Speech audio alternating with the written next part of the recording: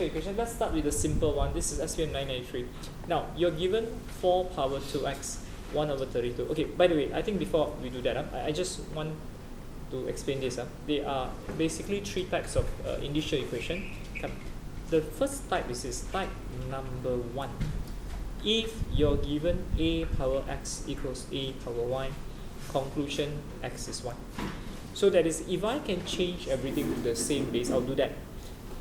I'll just compare and find the index, and solve for unknown. Like in this case, 4 and 32, they both can be written as a number in base 2. 4 is 2 power 2, there's a 2x, 32 is 1 over 2 power 5. Now, if I multiply this, I'll get 2 power 4x. As I bring this up, I get 2 power negative 5. By comparison, 4x is negative 5, x is negative 5 over 4. Okay? Simple? Done?